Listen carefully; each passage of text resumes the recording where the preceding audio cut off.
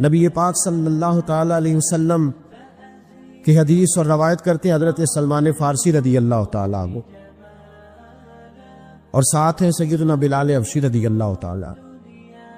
فرماتے ہیں ہم نہ گھر سے نکلے، حضور نے فرمایا ذرا جلدی چلو، ایک ضروری کام ہے۔ فرماتے ہیں بڑی تیزی کے ساتھ آج روٹین سے ہٹ کر محبوب نے تیز تیز قدم مبارک اٹھائے، تیز تیز، اور فرماتے ہیں ایک گلی ہم نے کراس کی، دوسری گلی میں جو پہنچے تو پھٹے پرانے کپڑے، سادی سی بی بی، اور حالت بتاتی تھی کہ بیچاری کسی غریب گھر کی ہے۔ وہ سڑک پہ کھڑی تھی اور رو رہی تھی۔ میرے کریم رسول نے فرمایا بلال اسے پوچھو کیا مسئلہ ہے، کیوں روتی ہے؟ تو حضرت سلمان عرض کرتے ہیں میں نے کہا حضور میں پوچھ لیتا ہوں، آپ جائیے، کام بڑا ضروری ہے جو نکلے، میں معلومات کرتا ہوں۔ تو محبوب نے فرمایا نہیں، اس کے آنسو پوچھنے سے ضروری کوئی کام بھی نہیں، پہلے اس کی داد رسی ہوگی، اسے پہلے پوچھا جائے۔ روتے نہیں رہتے لوگ گھروں میں، لوگ گزر نہیں جاتے چپ کر کے، کتنے لوگ تڑپتے، کون احساس کرتا ہے؟ نبی پاک سید عالم صلی اللہ علیہ وسلم رکے اور اس خاتون سے پوچھا کیا بات ہے؟ اس نے کہا کہ بات کوئی بھی نہیں، میرا ایک ہی موٹا سا مسئلہ ہے۔ کہا وہ کیا؟ کہنے لگی میں غریب ہوں، اور غریبی بذات خود بہت بڑا گناہ ہوتی، لوگ بڑا جرم سمجھتے ہیں اس کو بذات خود۔ میں نے شروع میں کہا نا کہ مذہبی سٹیج کی بھی صدارت غریب آدمی نہیں کر سکتا، کیونکہ غریب جو ہوا جد کول دتھی ہونی انہیں نیڑے بیٹھنا ہے نا جی، جد کول نہیں انہیں تو پیچھے جا کے بیٹھنا ہے، تے اس کو کہڑا دتھی ہے۔ اس سٹیج پہ بھی غریب آدمی کی صدارت نہیں ممکن ہو ہی نہیں سکتا۔ میرے رسول پاک سید عالم صلی اللہ تعالی علیہ وآلہ وسلم نے فرمایا پہلے اسے پوچھو کیا مسئلہ ہے۔ وہ کہنے لگی میں غریب ہوں، بوڑھی ہو گئی ہوں، ساری زندگی غلامی میں گزاری ہے، تیل لینے آئی تھی 5 دینار کا، بوتل میں تیل بھروایا ہے، اور اب بوڑھی ہوں نا تو کمر درد کرتی ہے، پیر پیچھے موڑا ہے تو میں گری ہوں، تیل زمین پی گئی ہے، اب زمین تو واپس نہیں کرتی، لیکن واپس جاؤں گی تو ایک یہودی عورت کی ملازمہ ہوں، وہ درے سے مارے گی، کھال ادھیڑ دے گی، میں بڑی پریشان ہوں، اب نہیں مار کھائی جاتی، ہڈیاں بوڑھی ہیں، قربان جاؤں۔ حضرت بلال کو حضور نے حکم دیا، فرمایا دوڑ کے گھر جا 5 دینار لا۔ فرماتے 5 دینار لائے، تیل خرید کے دیا، وہ پھر رونے لگی۔ فرمایا آپ کیوں روتی ہے؟ اس نے کہا بتایا نا غریب ہوں، غریب کا جرم کوئی نہیں ہوتا، لیکن پیس دیا جاتا ہے، پھر بھی مار تو اب بھی پڑے گی، اب کیوں پڑے گی؟ تو عرض کرنے لگی محبوبہ مار اس لیے پڑے گی کہ دیر سے کیوں آئی ہے۔ تو میرے کریم رسول اور وہ بی بی حضور ابھی آئے ہیں مدینہ طیبہ، امام یوسف صالحی فرماتے ابھی آئے تھے حضور، سبل الہدی والرشاد کے مصنف کہتے ابھی آئے تھے نبی پاک، وہ جانتی بھی نہیں تھی۔ تو سید عالم صلی اللہ تعالی علیہ وسلم نے فرمایا اچھا مار پڑے گی؟ کہا ہاں۔ او بھائی کونسلر جو کل آپ کو کہہ رہا تھا نا میں آپ کا خادم ہوں، کونسلر بے گناہ، بلکہ ہمارے ایس ایچ او صاحب اگر چودھری پہ پرچہ آ جائے تو اس کو ٹیلی فون کر کے پوچھتے ہیں صاحب جی تہاڈے خلاف درخواست آئی ہے، کی کرنا ہے؟ تو غریب آدمی بیچارہ، اس کی غلطی یہ تھی کہ وہ غریب تھا تو اس نے ریڑھی لگا لی چوک میں، اس کو دبوچ کے لے گئے، تینوں پتہ نہیں اتنے نہیں کھلوئی دا، اس کے پاس کل انویسٹمنٹ ہی 5000 تھی، سارا لے گئے۔ پھر وہ کونسلر صاحب کے پاس چلا گیا، سر میرے نال چلے آ جائے ذرا میں تھانے جانا ہے، انہوں نے کہا گڈی کرائی آ، پیسے ہیں نہیں ایویں تھانے جائیدا ہے۔ اب وہ گاڑی لایا ہے، پتہ نہیں کہاں سے لایا ہے، تھانے پہنچا ہے، اور یہ ہے ہمارا حال کہ وہ ایس ایچ او بھی بیٹھا ہے کرسی پہ اور کونسلر بھی کرسی پہ بیٹھا ہے، اور وہ غریب پیروں میں بیٹھا ہے اور ہاتھ باندھ کے کہہ رہا میری ریڑھی دے چھڈو، میری 4 دھیاں نے تو میں شامی کھانا کھانا۔ کدھر گیا امت کا وہ ذوق؟ ساری زندگی نعتیں سننے والوں بتاؤ تو صحیح نعت نے تاثیر کیا دی ہے روح؟ اگر ابھی بھی گھاڑی غریب کے پاس کھڑی نہیں ہوتی تو پھر کیا اثر ہوا ساری زندگی نعت سننے کا؟ میرے مصطفیٰ کریم سید عالم صلی اللہ تعالی علیہ وسلم نے فرمایا اس خاتون سے، یہاں کونسلر ساتھ نہیں جاتا، کہتا کر لیا ٹیلی فون، سویرے 9 بجے پہنچ جانا، پر کائنات کی سب سے معزز شخصیت حضرت سیدنا بلال حبشی رضی اللہ تعالیٰ عنہ فرماتے ہیں میرے نبی پاک نے فرمایا بی بی چل میں تیرے ساتھ چلتا ہوں۔ گویا اللہ کی ساری رحمتیں اس کے ساتھ ساتھ چلنے لگی، اور آگے آگے نہیں، ساری کتابیں پڑھ لو، وہ پھٹے پرانے کپڑوں والی بی بی آگے آگے اور اللہ کے کریم رسول پیچھے پیچھے، ساری گلیاں اس نے پھرائی، مدینے کی صحرا آ گیا۔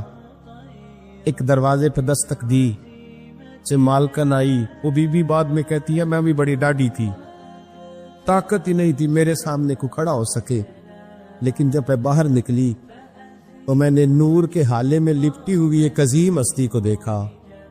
فرماتے محبوب کے گورے چٹے رنگ کے اوپر کالی زلفیں اور محبوب پاک کی مقدس آنکھیں جب تک بات کرتے رہے نظریں زمین پہ جھکی رہی۔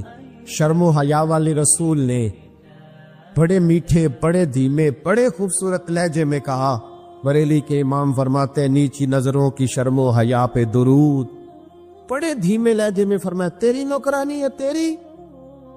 عورت کہتی ہے میں تو حضور کے جلووں میں محب ہو گئی کہ سادگی میں اتنا حسن میں نے دیکھا ہی نہیں، تیری نوکرانی ہے؟ کہا میرے محبوب نے فرمایا بیچاری کی غلطی کوئی نہیں، اسے مارنا نا، اس سے تیل گر گیا تھا، نیا خریدتے دیر ہو گئی، رو رہی تھی تو میں سفارش کرنے آیا ہوں۔ وہ خاتون کہتی ہے کسی کی نہیں مانی تھی، پر محبوب کے جملوں میں تاثیر اتنی تھی، ککھ سواد نہیں مشری اندر، اسا کھنڈا می چکھ ڈٹھیاں، انہاں ساریاں شہواں نالوں گلاں سجن دیا مٹھیاں۔ فرماتے نبی پاک صلی اللہ تعالی علیہ وآلہ وسلم نے فرمایا کچھ نہ کہنا، کہنے لگی نہیں کہتی، میرا وعدہ رہا، کچھ نہیں کہوں گی۔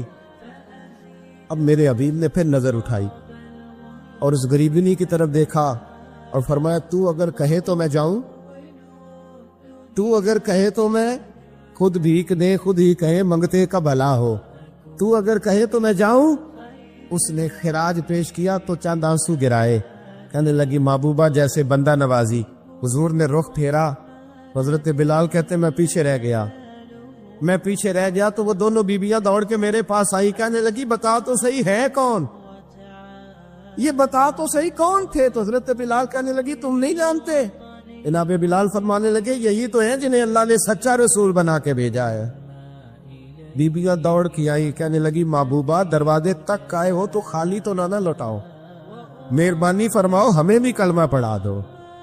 ایک واقعہ سناتا ہوں خواجہ معین الدین اجمیری کا۔ عطائے رسول ہند الولی حضرت خواجہ معین الدین اجمیری رحمت اللہ تعالی علیہ، میرے حضرت صاحب فرمایا کرتے ہیں ہم کتر قادری ہیں، پر ہم کھل کے یہ بات مانتے ہیں کہ ہندوستان کے بادشاہ کا نام معین الدین اجمیری ہے، یہ ببانگے دول مانتے ہیں۔ بہرحال ہند الولی حضرت خواجہ ہے اجمیری ہے۔ خواجہ اجمیری جب نئے نئے آئے نا یہاں اجمیر شریف میں، آپ نے خیمہ لگایا تھا، کپڑے کا خیمہ لگا کے اس میں رہتے تھے، تو ایک نوجوان تھا وہ باہر رہتا تھا اجمیر سے، تو وہ آیا کچھ دنوں کے لیے، پڑھائی سے فارغ ہو کے، اجمیر کا رہنے والا تھا لیکن باہر رہتا تھا۔ جب یہاں آیا نا وہ عصر کے بعد وہ گزرتا خواجہ اجمیری کے خیمے کے سامنے سے، جھونپڑی کے سامنے سے، تو خواجہ صاحب عصر کے بعد بیٹھ کے رویا کرتے تھے۔ عاشق دا کام نہیں رونا تونا، بنا رویو نہیں منظوری، اے عاشق سدا ہی روندا رہندا پاویں وصل ہوئے تے پاواں دوری، رویا کرتے۔ تو نوجوان بڑا سادہ سا تھا، بچپن میں والد فوت ہو گئے، صرف ماں ہی ماں تھی۔ ایک دن اماں سے جا کے کہنے لگا یہ مسلمانوں کا سادھو روتا کیوں ہے؟ اماں کہنے لگی مجھے کیا پتا۔ بچہ کہتا میرے اندر تجسس بڑھ گیا کہ بابے سے پوچھوں تو صحیح کیوں روتا۔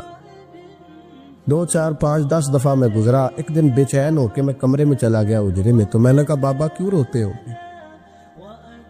کہنے لگے مجھے اپنے شیخ کی یاد آتی، مجھے یاد آتی۔ تو وہ بچہ کہتا مجھے اس وقت تک پتہ نہیں تھا کہ محبت میں بھی رویا جاتا ہے، میں سمجھتا تھا رونا صرف دکھوں میں آتا ہے، شیخ کی یاد آتی۔ حضرت عائشہ صدیقہ رضی اللہ تعالیٰ عنہ فرماتی ہے جس دن نبی پاک صلی اللہ علیہ وسلم رات کے وقت ہمارے گھر آئے نا، اور حضور نے فرمایا ابو بکر چل تم نے میرے ساتھ مدینے جانا ہے، تو میں نے جناب صدیق اکبر کو روتے دیکھا، تب مجھے پتا چلا کہ محبت میں بھی بڑا رونا آتا ہے، محبت میں بھی رویا جاتا ہے۔ فرماتے خواجہ اجمیر کہ وہ نوجوان کہنے لگا بابا پیار میں بھی رویا جاتا ہے؟ کہاں؟ کہنے لگا میں نے بھی رونا ہے۔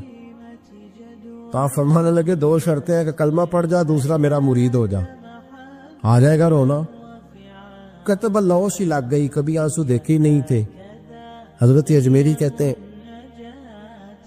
اس طرح کر لے. کہنے لگا جی میں اپنی اماں سے پوچھ لوں. اماں کے پاس گیا تو اماں کہنے لگی بیٹے میں تجھے جانتی ہوں, تیرے دل میں جو بات بچپن سے آ جاتی ہے نا پھر وہ نکلتی کوئی نہیں. تو اس طرح کر لے جس طرح بابا کہتا ہے, اس لیے کہ تو نے پیچھے تو ہٹنا نہیں. جا کے مرید ہو گیا, کلمہ پڑھ گیا. اب بابا جی کہتے ناشتہ بھی میرے ساتھ کرنا ہے, شام کا کھانا بھی, اور فجر کی سیر میں بھی تو ساتھ جائے گا. پریت ہو گئی, پیار بڑھ گیا, پر کٹ گئے, زندگی بابے سے وابستہ ہو گئی.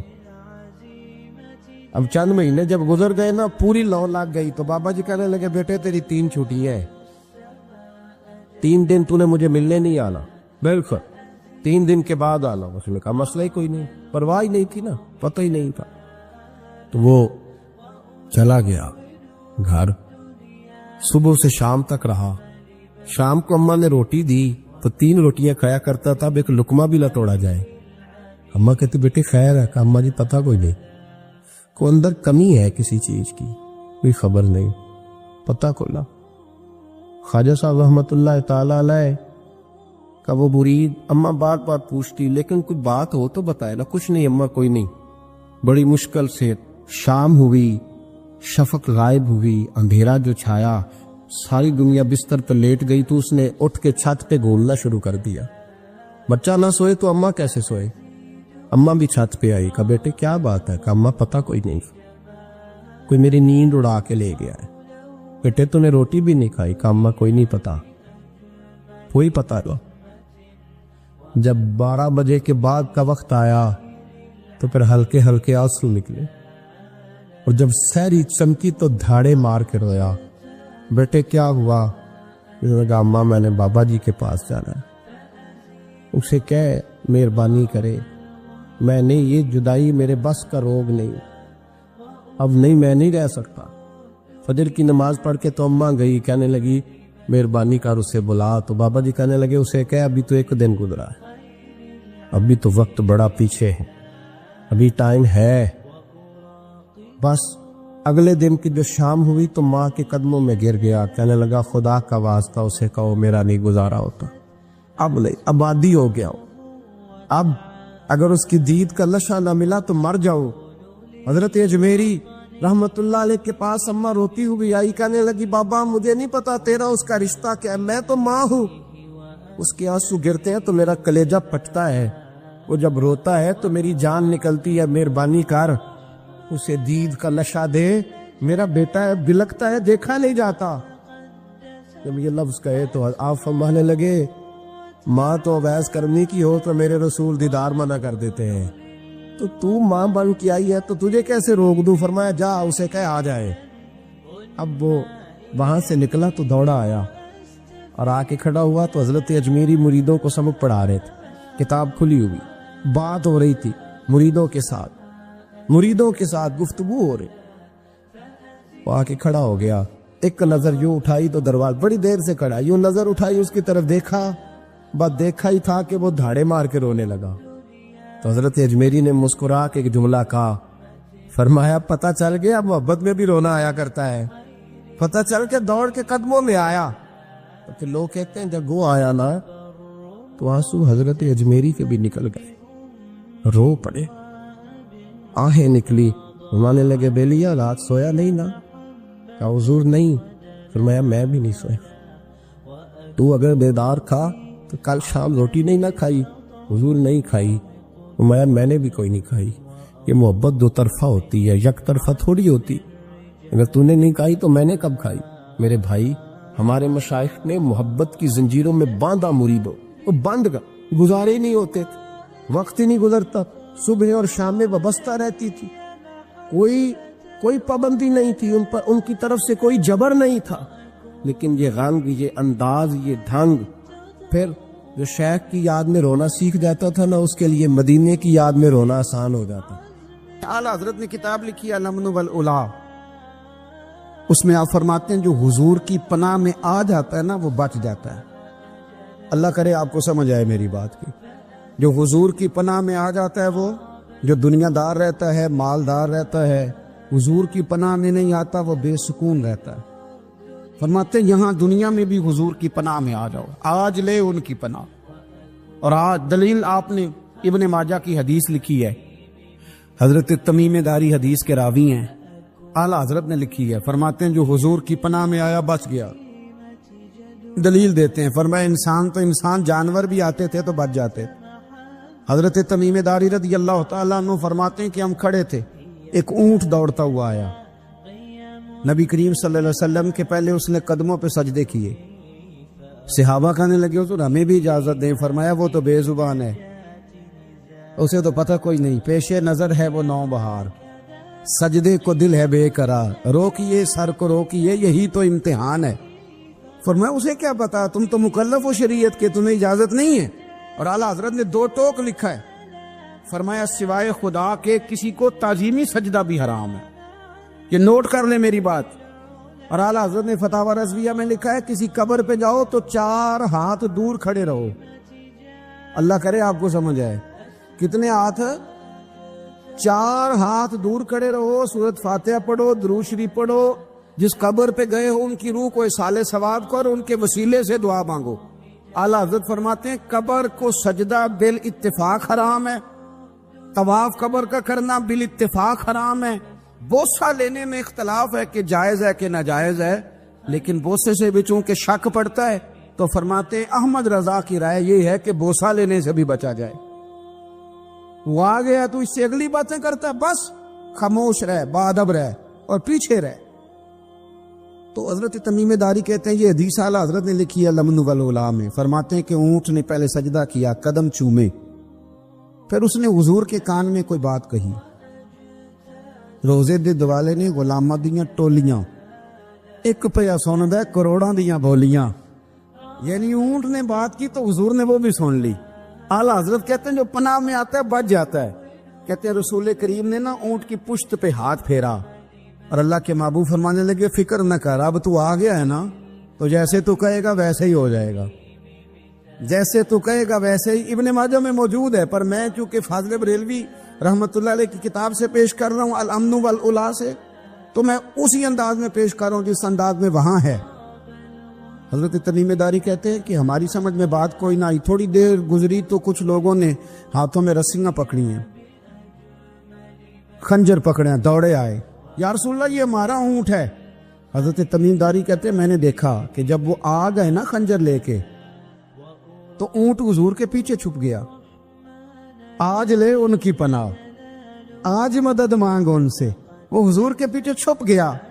تو کہتے ہیں کہ نبی کریم صلی اللہ تعالی علیہ وسلم نے فرمایا کیا مسئلہ ہے بھائی؟ یا رسول اللہ ہمارا اونٹ ہے، ذبح کرنے لگے تھے دوڑا ہے، تو حضور فرمانے لگے وہ تو تمہاری شکایت کر رہا ہے۔ وہ کہتا ہے یا رسول اللہ میں نے برسوں ان کی نوکری کی، برسوں میں نے بڑی نوکری کی۔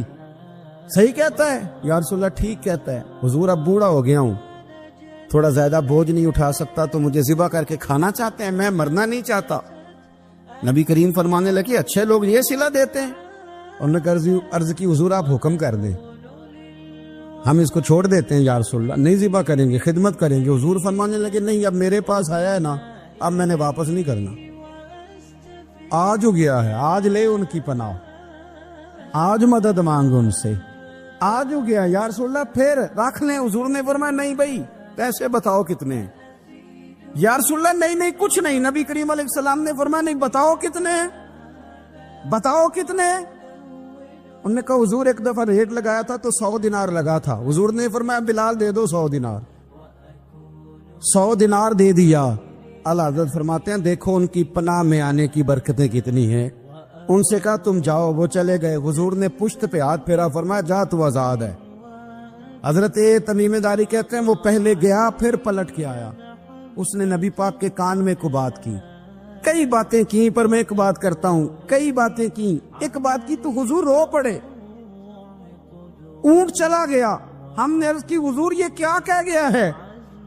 تو محبوب فرمانے لگے یہ کہہ گیا یا رسول اللہ جس طرح آپ نے مجھے چھری سے بچایا ہے، میں دعا کرتا ہوں اللہ آپ کی امت کو جہنم سے محفوظ فرمائے، اللہ جہنم سے بچائے آپ کی امت، اس طرح مجھے چھری سے آپ نے محفوظ کیا۔ اعلیٰ حضرت فرماتے ہیں کن چکروں میں پڑے ہوئے ہو، کن چکروں میں؟ पैसों की पनाह लेते हो, ओहदों के पीछे छुपते हो, दौलत के पीछे छुपते हो, ताल्लुकात के पीछे छुपते हो, पर मैं मुसीबत आएगी तो ये सारे हट जाएंगे। अगर पनाह लेनी है तो मदीने वाले महबूब की पनाह लो, दरवाजे रसूल पे आओ, नबी करीम की बारगाह में झुको, हुजूर से प्यार करो। नबी करीम अलैहिस्सलाम से कहने लगा, हम सारे आपस में हैं, बरादरी है, कबीला है, एक शहर है, फिर भी लड़ाइयाँ शुरू हो गई हैं। जो आपका कलमा पढ़ते हैं वो अलग हो गए, जो हमारे माज़अल्लाह तरीके पे हैं वो अलग हैं। तो कोई बातचीत ना कर लें बैठ के। तो हुजूर ने फरमाया करो ना। कहने लगा, अगर आप सरदारी चाहते हैं तो हम देते हैं, और अगर आप मालो दौलत चाहते हैं तो माज़अल्लाह हम देते हैं। जो आप कहते हैं हम करते हैं। किसी तरह का भी आपका मुतालबा है तो हम पूरा करने को तैयार हैं, तो आप बता दें हम वो कर देते हैं। वो बड़ी उसने लंबी चौड़ी तकरीर की, जितनी आफरे गिना सकता था गिनवाई। करीम खामोश रहे। जब उसकी बात पूरी हो गई तो हुजूर फरमाने लगे, मैं भी कुछ बोलूं? कहने लगा, बोलने। मेरे नबी पाक ने कुरान पाक पढ़ना शुरू कर दिया। चंद आयतें पढ़ी, खड़ा था, बैठ गया, फिर उठ पड़ा। कभी उधर जाता है, कभी इधर आता है। हुजूर ने तिलावत खत्म की, कहा कोई बात करनी है? कहने लगा, नहीं, मुझे इजाजत दे दे। वापस गया। जब गया ना तो अबू जाल दूर से देख के कहने लगा, जो गया था वो तो उतबा था, और ये जो आ रहा है ये कोई और है, ये कोई और है, ये वो नहीं है जो गया था। वापस आया तो कहा, क्या तय हुआ? कहने लगा, यार तय क्या करना है, मैंने शायर भी देखे, काहिन भी देखे, जादूगर भी देखे, मैंने जमाना घूमा है, पर जो कुरान वो पढ़ते हैं वो बंदे का कलाम नहीं, वो रब करीम का ही कलाम है, वो अल्लाह का कलाम है। तुम नहीं मुकाबला कर सकते, तुम बाहर आ जाओ, वो तुम्हारे बस की बात नहीं। तेरे आगे हैं यूं दबे लचे फुसहा अरब के बड़े बड़े, कोई जाने मुंह में जुबान नहीं, बल्कि जिस्म में जान नहीं, और करूं तेरे नाम पे जान फिदा। न बस एक जान दो जहां फिदा, मेरा दो जहां से भी नहीं जी भरा, मैं करूं क्या करोड़ों जहां नहीं। तो फैल बिन अमर दोसी मक्का शरीफ आए तजारत के लिए, पहले भी आया करते थे। कहते हैं मैं बेहतरीन शायर था, मक्के आया, सामान बेचता था, कुछ खरीद के ले जाता था। अबू जाल मुझे कहने लगा, तू हमारा दोस्त है, पुराना सज्जन है, तेरा आना जाना है, और तुझे यहाँ इस शहर में चूंकि तू हमारा मेहमान है तो हर बात से आगाह करना हमारा जिम्मेदारी है। यहाँ एक शख्स है मोहम्मद इब्ने अब्दुल्ला, मोहम्मद इब्ने अब्दुल्ला सल्लल्लाहु अलैहि वसल्लम ऐलान नबुव्वत करते हैं, और माज़अल्लाह शायर हैं, जादूगर हैं, उनकी तूने बात नहीं सुननी। कहता, मैंने कहा मुझे क्या जरूरत है, मैंने चंद हफ्ते ठहरना है, माल बेचना है, कुछ खरीदना, चले जाना है, मुझे क्या जरूरत है। कहा, अच्छा मैं नहीं सुनूंगा बात। कहता, मुझे नजर आए कई दफा हुजूर, और जहां हुजूर होते थे मैं करीब ही नहीं जाता था। कहते एक दिन ना हरम शरीफ में सादे से कपड़े और पाँव में सोने जूते और सर पे यूं इमामा के जैसे फरिश्ते भी झुक झुक के जियारत करते हैं। कहते हैं कि नूर भरे कैफियात हुजूर तशरीफ लाए, और तशरीफ ला के रसूल कायनात अलैहिस्सलाम हरम काबा के साथ टेक लगा के बैठ गए। सर से लेकर पाँव तक तनवीर ही तनवीर है। हुजूर तशरीफ फरमा हुए, कुरान पाक पढ़ने लगे।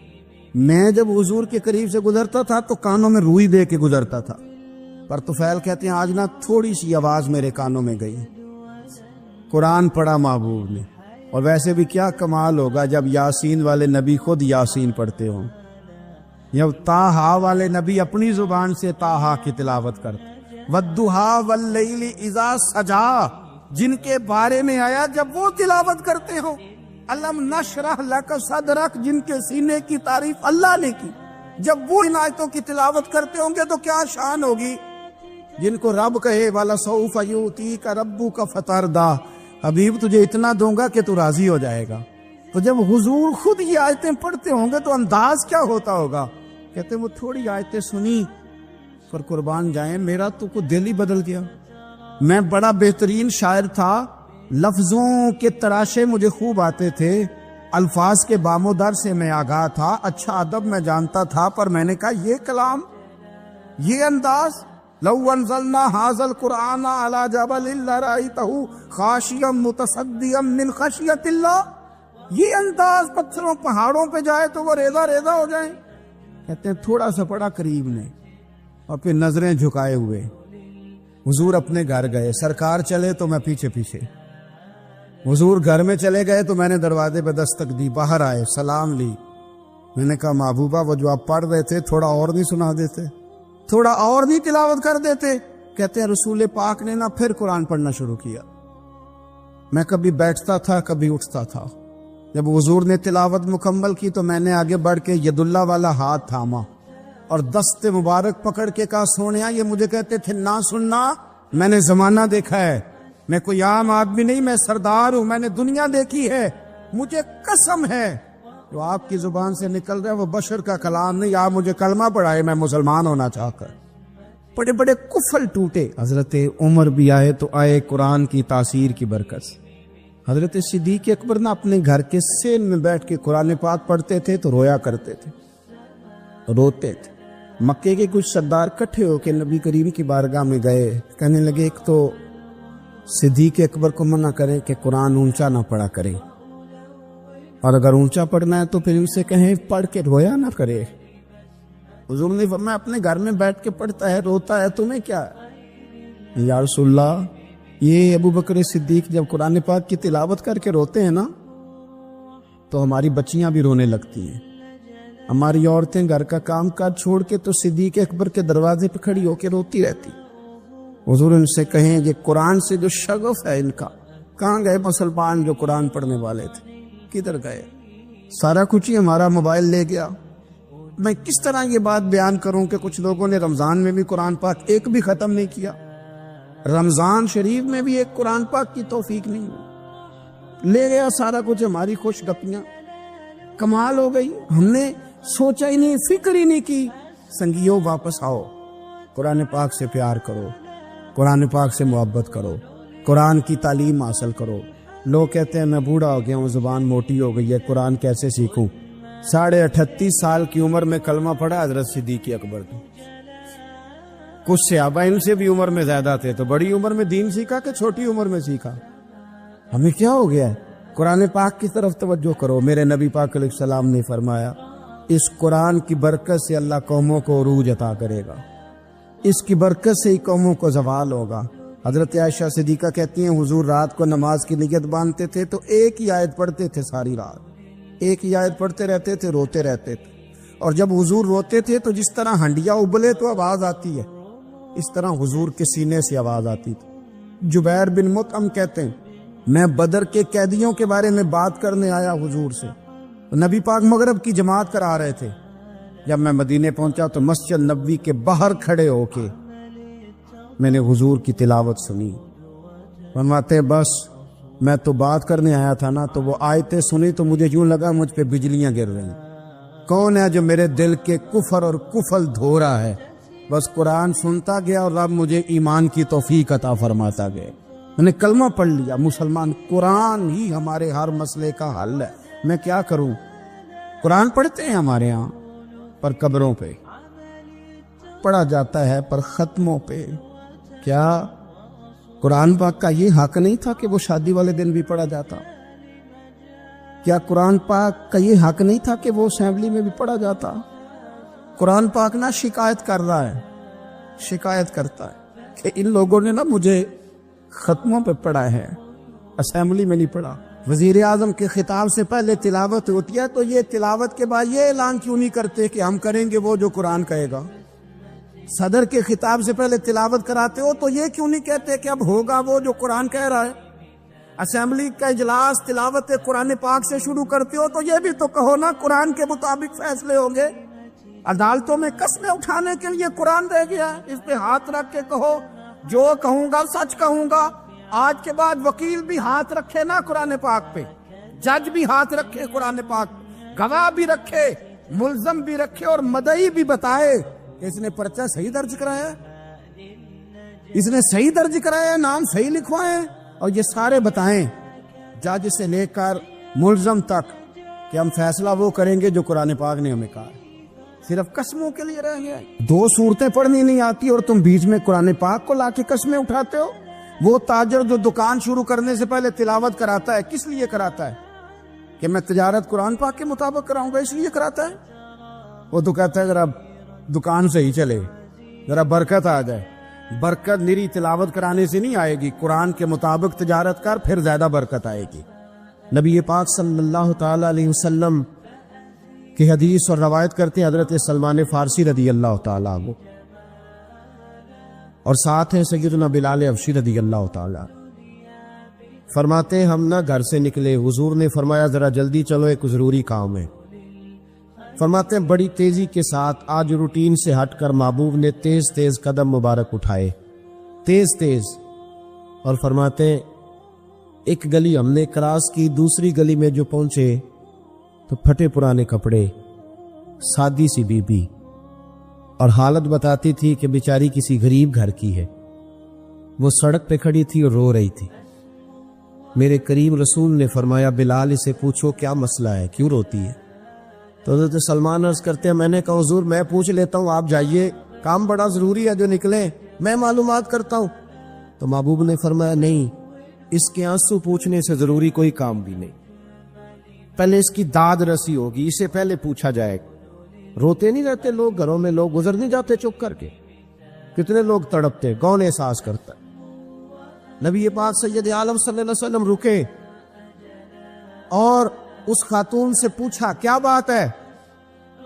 اس نے کہا کہ بات کوئی بھی نہیں، میرا ایک ہی موٹا سا مسئلہ ہے۔ کہا وہ کیا؟ کہنے لگی میں غریب ہوں، اور غریبی بذات خود بہت بڑا گناہ ہوتی، لوگ بڑا جرم سمجھتے ہیں اس کو بذات خود۔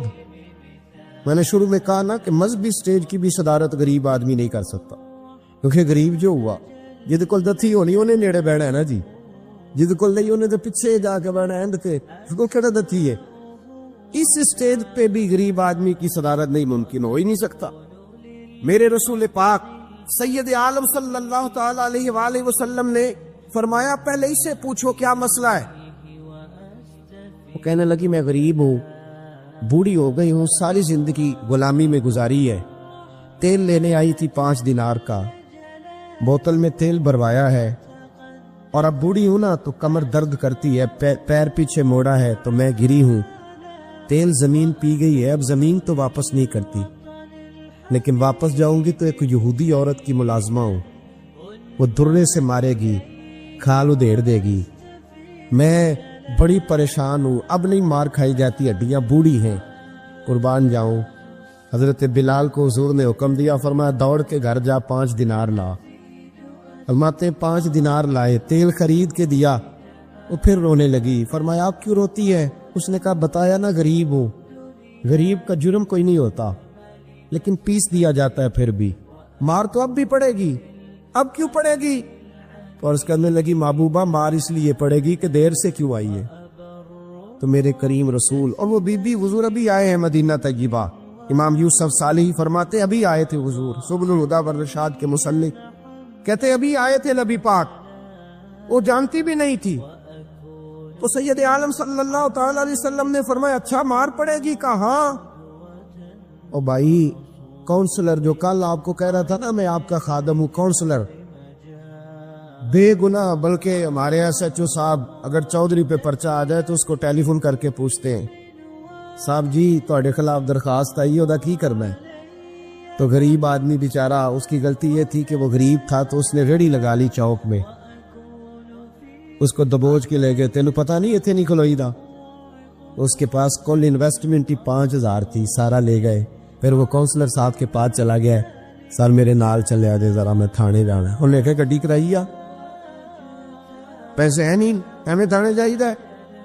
اب وہ گاڑی لایا ہے، پتہ نہیں کہاں سے لایا ہے، تھانے پہنچا ہے، اور یہ ہے ہمارا حال کہ وہ SHO بھی بیٹھا ہے کرسی پہ اور کونسلر بھی کرسی پہ بیٹھا ہے، اور وہ غریب پیروں میں بیٹھا ہے اور ہاتھ باندھ کے کہہ رہا میری ریڑھی دے چھڈو، میری 4 دھیاں نے تو میں شامی کھانا کھانا۔